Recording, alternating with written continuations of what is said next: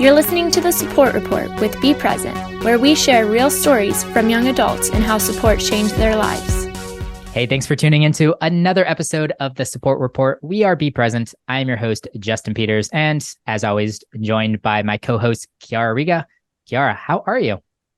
I'm good. I'm better than when we talked last time on my dose-reduced treatment, and so far so good. Hit stable blood levels yesterday, so crossing fingers. Nice. Dose-reduced treatment. That's what you said? Yeah, so the original dose that they had prescribed me just wasn't working, and I went through a period I couldn't keep any food down for 4 days, and Yikes. I couldn't drink from all of the mouth sores, so I got super dehydrated, and we decided to just reduce the dose and focus on quality of life. And that helped out? So far, so good. I'm not going to say I'm not even through my first full week, so I'm not going to jinx anything, but so far, so good. Well, I'm glad you're feeling better. Thank you. And, I'm excited for this conversation. I was reading through the bio. Did you read this bio beforehand? I mean, it's a rhetorical question because you wrote it. There's at least 8 words in here that I have no idea what they mean. Was that the case for you too? I know you didn't have a ton of experience with cancer early on, but were you just like overwhelmed by some of the doctor talk, the terminology, the words that were thrown at you whenever you were first diagnosed? Oh, absolutely. And in fact, one of the things that I need to get on doing this, but when I joined Be Present, one of the first things I told Abby was that we need to create a glossary of cancer terms, because there's so many words and acronyms and just crazy things that you just have to be in this world to understand.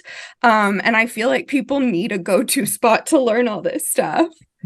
I know I definitely need that. So as soon as you're ready for that, make sure you send it over to me so I can take that. I try to do my best whenever a terminology or an acronym comes up on the show to pry into that a little bit. But man, sometimes it's pretty hard. But I'll let you take a stab at this bio, and we'll introduce the guest here, tell a little bit about her, and then let's get into the conversation.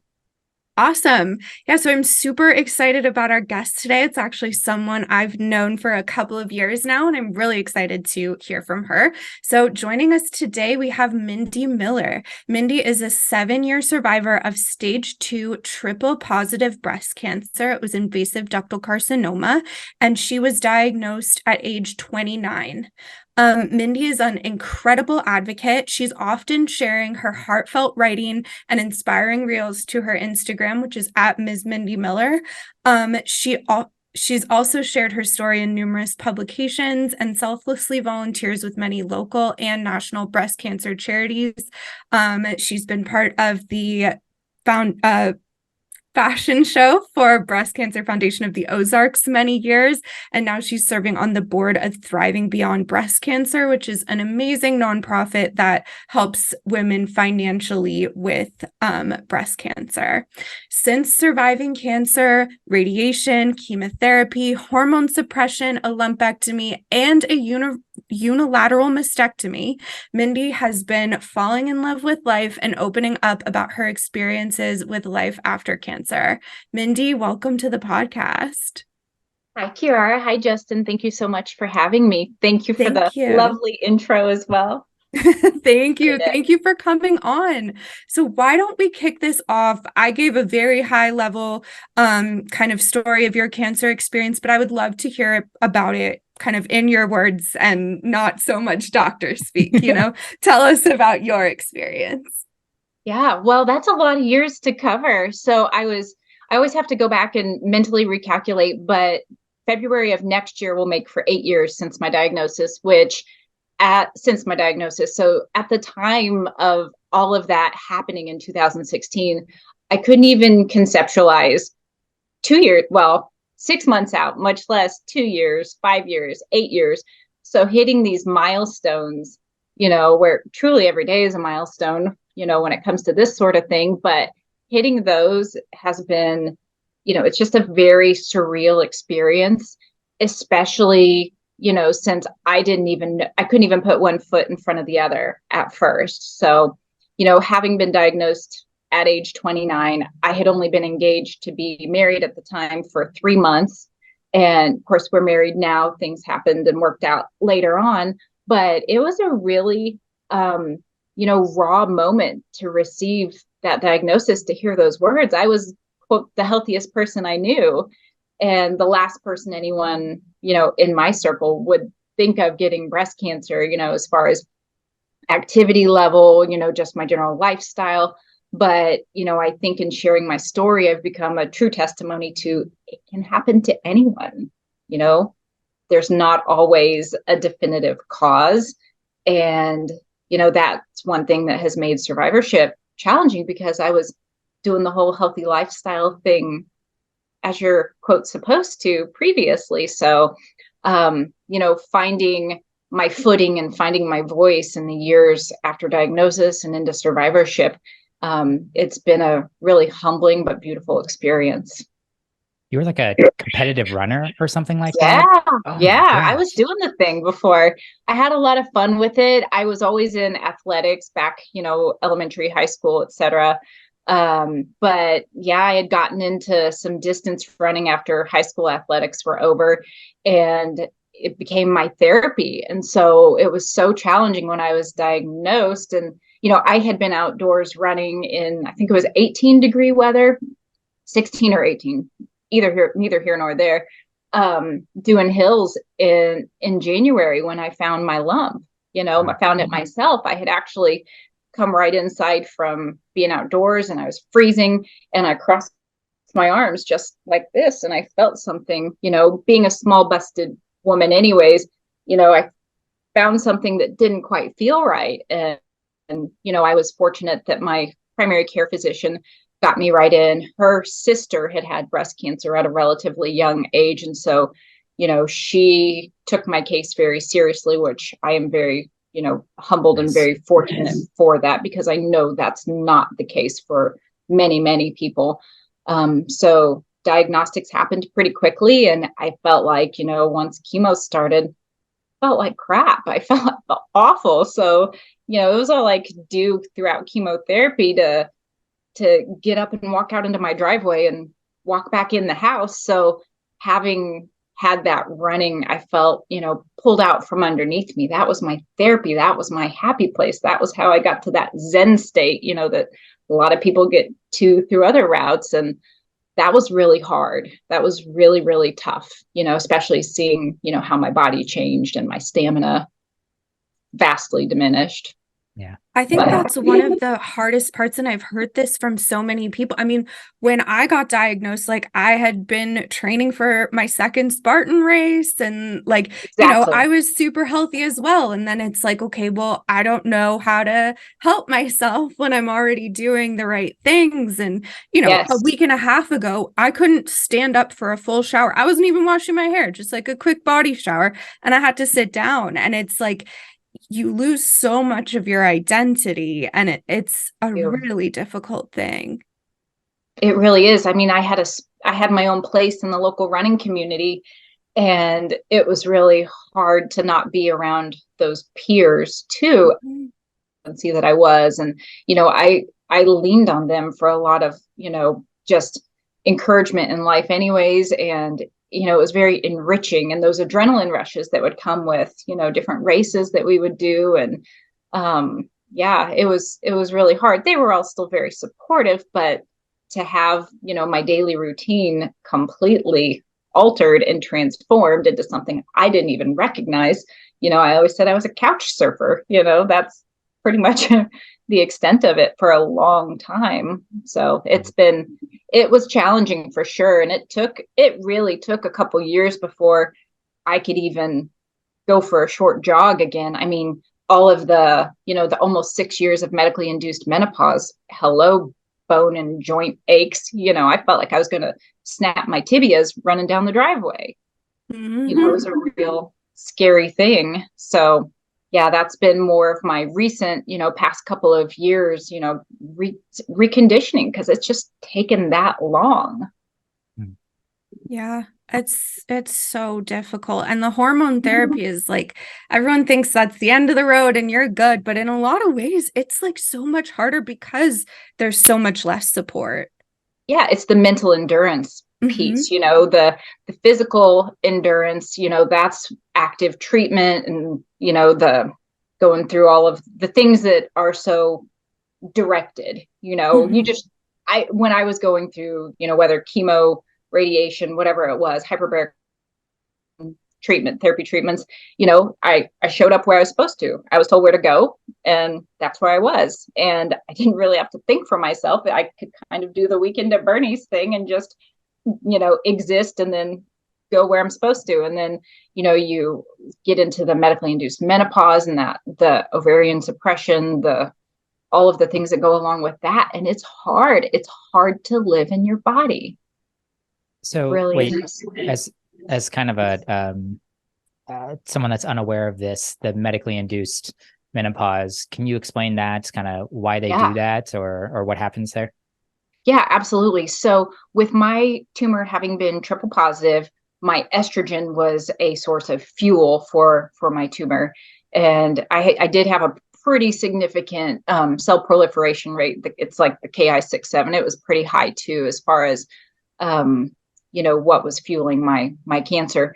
And so part of my treatment plan from the start was to be put into a medically induced menopause. So I don't think this is as much standard of care anymore. Sidebar, my oncologist told me at my last appointment that standard of care has actually changed twice since my diagnosis.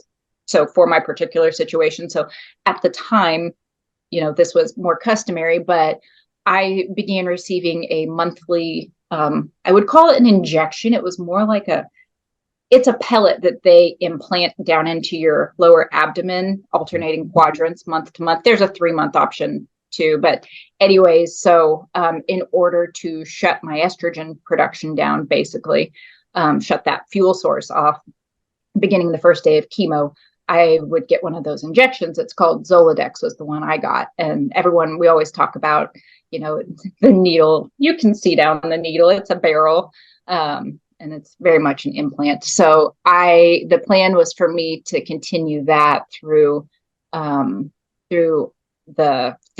chemotherapy and radiation. And then at the end of radiation was when I started the pill. Also, I took an aromatase inhibitor, which also contributed to the menopausal symptoms and things.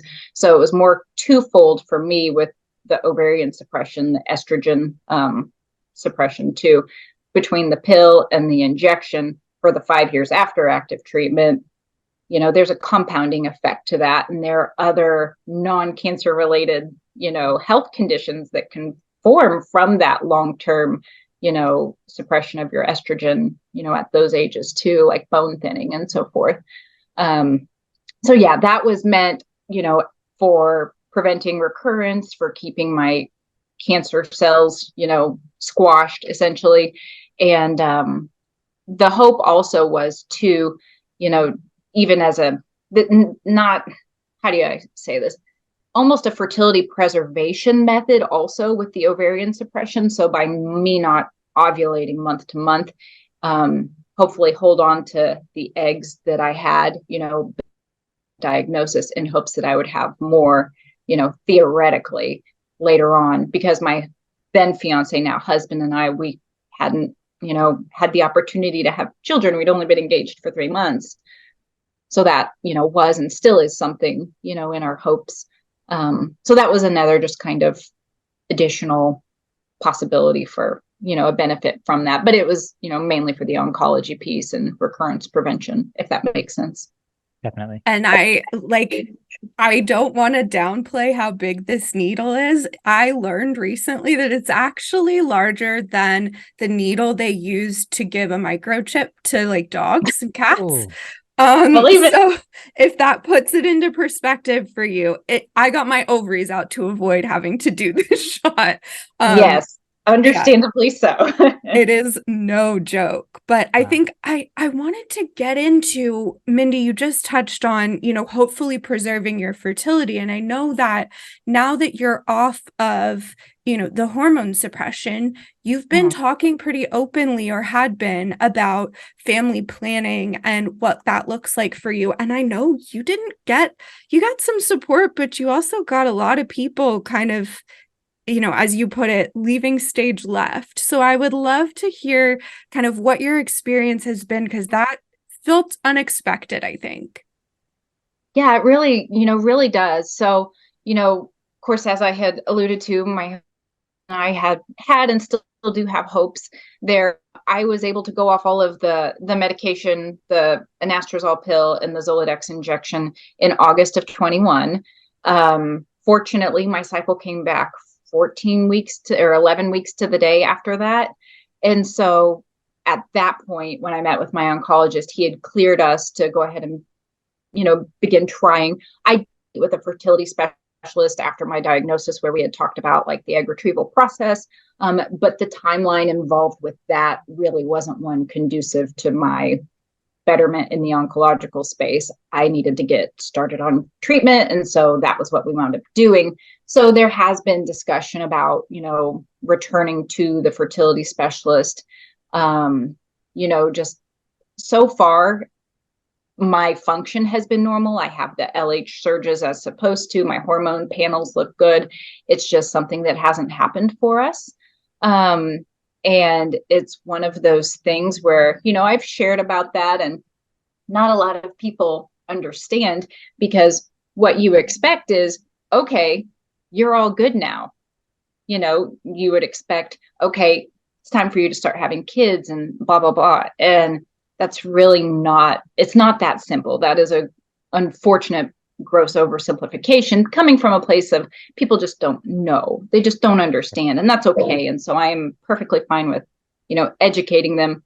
But as I was saying, we have not returned to, the medical intervention side of things. We've been, really looking into just kind of accepting things. My side story here, my husband and I, not too long after my diagnosis, we started a small farm. And so we have animals to nurture, we have creatures to love. And so not that completely fills a void, but it does help us with, fulfilling that space of wanting to nurture and care for living things. But yeah, I shared quite a bit about that, my fertility struggles online. And, some people really just don't get it. They don't really understand that is kind of another traumatic loss if you're having to think about, that ability potentially not being there at all. So there has been some fade in support, and then there's also been surges in support there too. But it's a difficult conversation, and not everybody understands that can be a grief process too.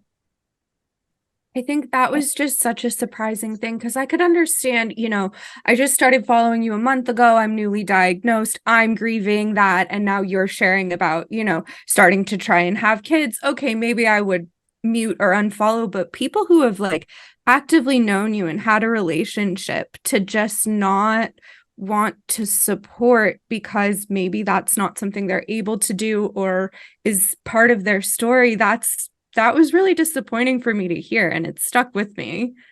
Yeah, and some of the other reasons where I think some people have kind of faded in support too is, this kind of a controversial subject here, but what moves on social media, emotional stories. And, I've been fortunate, and I don't take a day of this for granted, but things have gone really well for me. And that's, sometimes it can be a little bit, more interesting to follow when there are, events of significance in someone's health. Herein lies the term grief tourists. So that has been, something else to just be aware of and to navigate that, people don't always want to see people doing well, as far as people who may be, drifting into one's space on Instagram, it might not be that riveting, if you will. So that's been interesting too. But, whenever people do unfollow, which, that happens, it's bound to happen. I've really shifted my mindset and how I view that over the last few years, rather than taking that, personally or are feeling insulted, I just more look at it as refining my space. Because if someone isn't on board, isn't wanting to support, or if my situation just doesn't interest them anymore, totally fine. That's the great thing about, social media. Follow what speaks to you, unfollow what doesn't. But, if people need to move on, totally fine. I don't want them being annoyed by seeing my face pop up, whether stories or posts. So I've really just tried to look at that as refining my space and, respecting what other people, are looking for in their social media time, if that makes sense. It always shocks me. I feel like every time someone with metastatic disease passes away, if they had a public profile, they get a massive surge of followers. And that is as a metastatic person, that's uncomfortable. Like, I wasn't good enough in life, but in death, and or when things are changing in the life, of a person who has metastatic breast cancer, when things are getting a little, more unknown day to day, that happens too. Yeah, I've seen that too. Like, I have been posting more negative stuff because things haven't been going well the last 6 months. And I've dropped a lot of followers, but I don't really care. Like, I'm kind of same as you. You don't want to be here. It's okay. Right. But it's just interesting. Like, you follow someone with breast cancer or metastatic breast cancer. Like, what did you think you would be getting, Mm-hmm. So that's always been just a very interesting kind of journey and pattern that I've seen. It is. And, I notice it as well. And it's really, it was a hard thing to wrap my mind around at first, but it's now sort of something, it's a pattern, and it's almost like, to anticipate that. So that, was also kind of a struggle for me, knowing what to,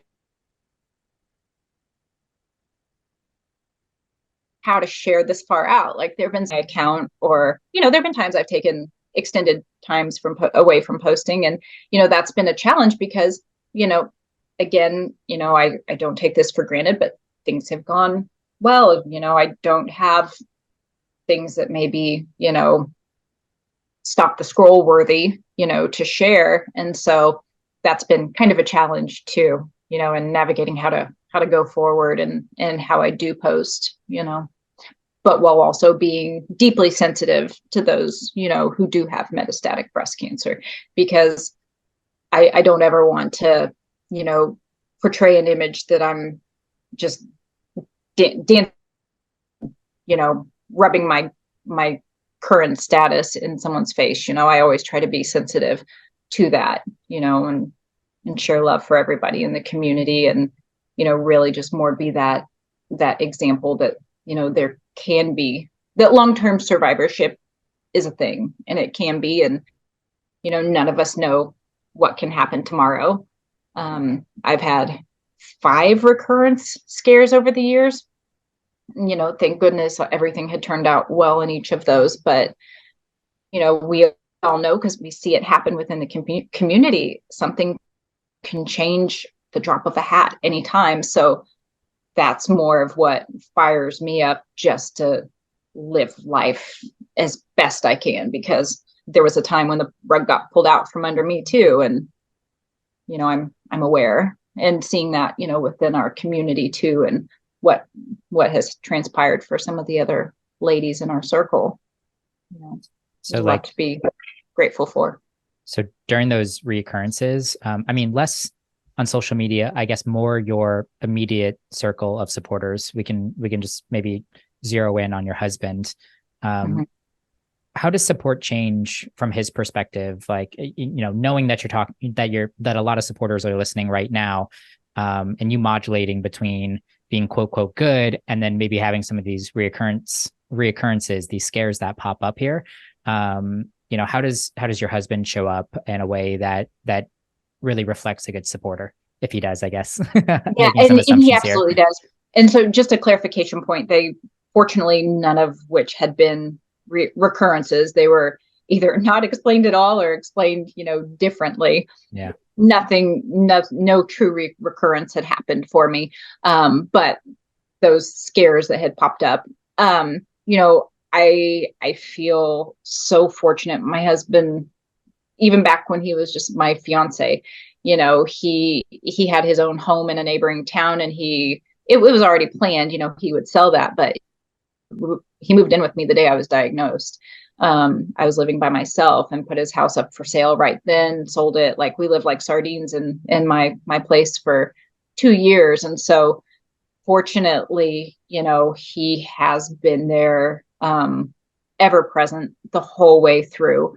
And, when those questionable times had popped up, fortunately he was right there by my side. And, I remember one time a couple of years ago, us, sitting there crying and and he had tears in his eyes, and, we were talking about, or asking each other, like, what if we're getting ready to do this again? And we said, we'll do it like we did it the first time, band together and just do it, take it one day at a time, lean into our faith, lean into each other, our support systems. I do not take it for granted how supportive he has been for me. And sorry if I'm going down too personal of a route here, but around the family planning conversation too, and the possibility that something could quickly arise in your situation too. How have you guys talked out that situation, being a parent, and have you guys really discussed what might happen if your health quickly deteriorated or turned around, and what the situation would look like? Yeah, we haven't really dove too far down that, since I have not had any pregnancies, or, fortunately there have not been any lost pregnancies. I just have not had any pregnancy, period. No, we really haven't talked about what would happen, but it's one of those things I know with his character and with his family, they would show up. His family, my family, everyone would just band together. It's one of those things that probably doesn't need spoken with our dynamic and our support system.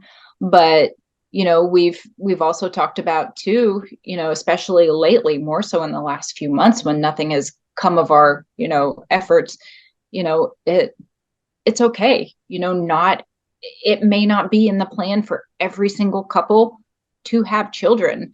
Here we've talked about this and dreamed about this, but what if it's not in the cards for us? What if it's not in the plan?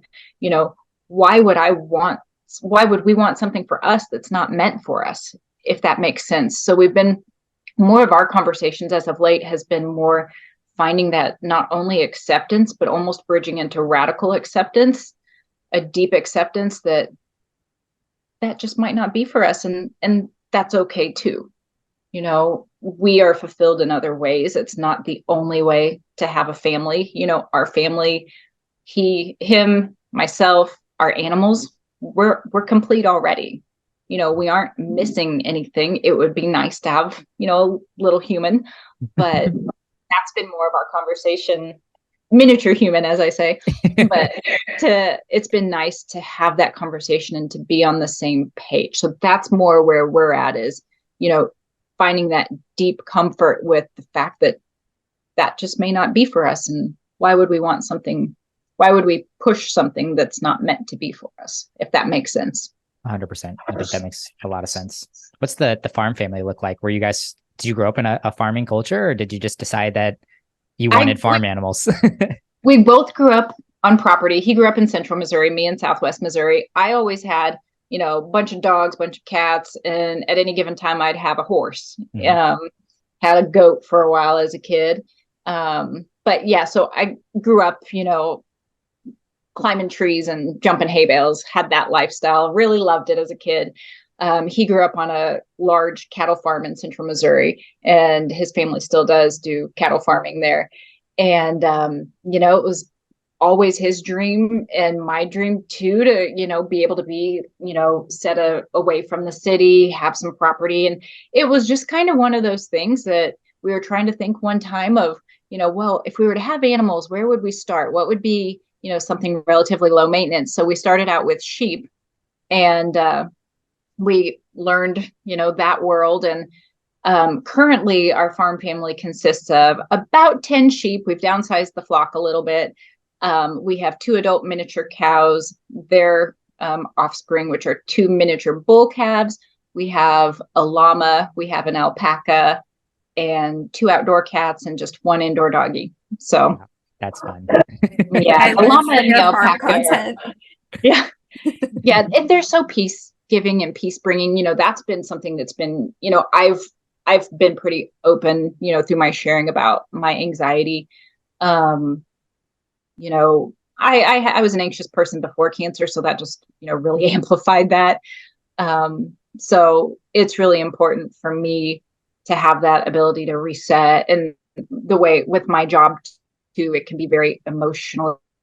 So to have a retreat at home, a place I can go, put a stool down in the middle of the field and just listen to the animals. They all have their own personalities, if you watch and listen closely enough. And that's been really, really special, and very peace bringing, just to be out there alone with them even, and, kind of get to know them. It's been really nice. And my husband likes it too. His favorite are the cattle, because that's his, upbringing.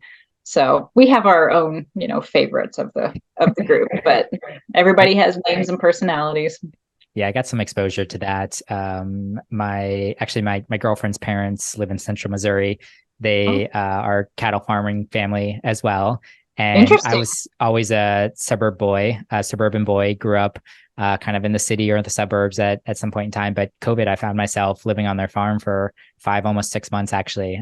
So I got to run around with the cattle. They had a huge chicken coop too. So I did a lot of chicken chores every single day, a couple of horses. They had all of the things. They didn't have any sheep, surprisingly. So I was curious to see what your kind of low effort or early stage farm animal suggestion would be. But yeah, it was a lot of fun, and I found it very peaceful as well. You could go out there at night too. The stars are so bright when there's no other city lights around, and no light pollution. Exactly. It's really, really magical too. And just to listen to whether you have cicadas or crickets or whatever it is, it can be very, very comforting. I'm glad you had that experience. That is one that's quite special. And you don't know it till you live it.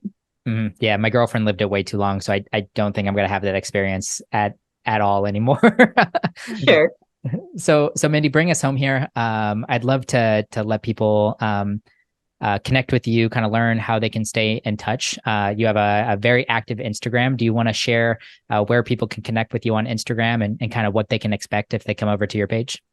Yeah, absolutely. So my Instagram handle is at Miss Mindy Miller, MS Mindy Miller.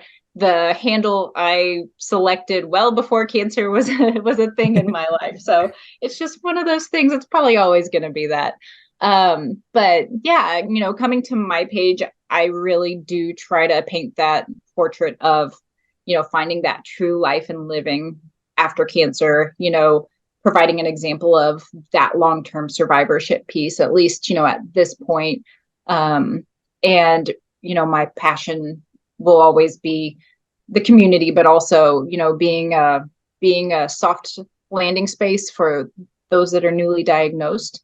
I do, really treasure the fact that I'll receive the DMs from people who are just diagnosed, whether that day, weeks before, and, kind of in that, whirlwind of what's happening here, because honestly, the hardest part of my whole time, since diagnosis was my first couple of weeks, before we had a game plan, before we knew what we were dealing with, in that season of the unknowns. And so, just to be there, to be present and, be a signal of hope, a beacon of hope, for someone who doesn't know what the next week, month, year, 2 years will look like. That's what I try to provide there, in the space I keep, and try to keep it as, a positive space, but also sharing the real of things too, sharing all facets. I decided kind of early on that if I'm going to share this as my story, I'm going to share other parts of my life too. And so that's kind of where that grew into that too. So, there's a couple unhinged things. There's some farm content there.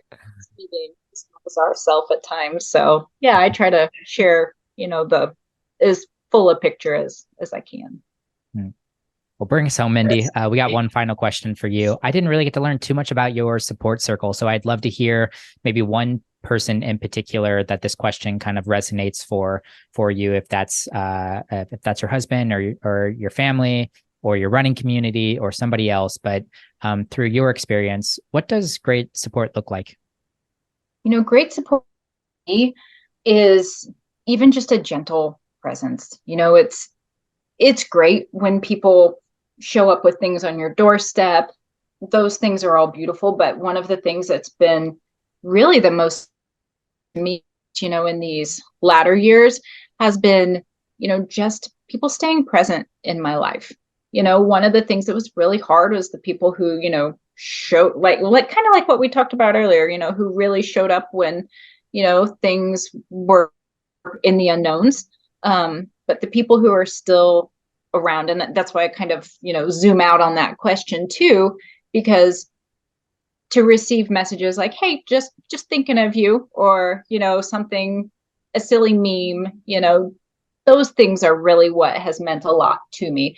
Just that steady presence, not necessarily, I'm not one of those people that I don't need any grand gestures.